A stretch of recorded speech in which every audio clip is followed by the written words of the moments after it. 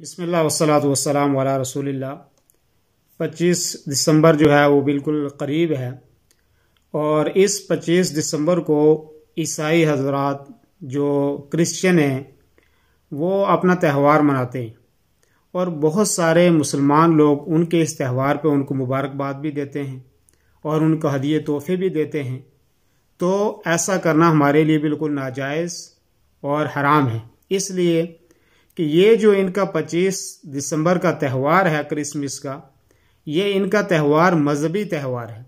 और इनका ये अकीदा है कि इस 25 दिसंबर को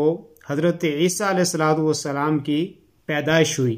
और ईसा अलैहिस्सलाम को ये कहते हैं कि ये अल्लाह ताला के बेटे हैं, नाउज़ु बिल्लाह मिन ज़ालिक। हालांकि ये अकीदा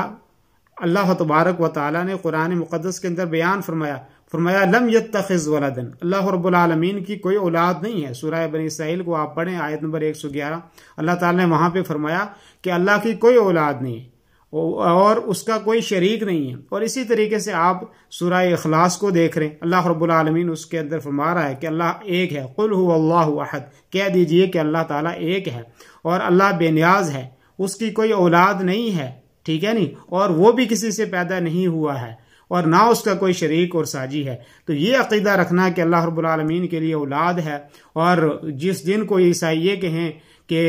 जो है वो अल्लाह ताला को बेटा पैदा हुआ है और इतने बड़े शिर्क का इर्तिकाब करें और उस दिन हम उनको उस पर मुबारकबाद दें और उस पर खुशी का इजहार करें और उसमें हम शामिल हों, तो ये हमारे लिए नाजायज़ है, ये बहुत बड़ा गुनाह है। और अल्लाह ताला मुनज़्ज़ह है औलाद से और अल्लाह ज़ुर्रियत से बिल्कुल पाक है, अल्लाह की कोई औलाद नहीं है और अल्लाह ताला कोई औलाद नहीं रखता है, अल्लाह ताला बिल्कुल अकेला और तनहा है। तो इसलिए हमें उनके इस त्यौहार में न शामिल होना है, ना जो है मुबारकबाद देनी है, ना हदिये तोहफे देने हैं, ना कोई और उसके इस मौके पर खुशी का इजहार करना है। तो मुझे ज़रूरी है कि हर मुसलमान को इसका इल्म हो और इस बात को जो है वो कुरान और सुन्नत से पढ़े और इसको दूसरों को भी फैलाए। जज़ाकुमुल्लाह खैर व सल्लल्लाहु वसल्लम अला नबीना मुहम्मद व अला आलिहि व सहबिहि अजमईन। वस्सलामु अलैकुम व रहमतुल्लाहि व बरकातुहू।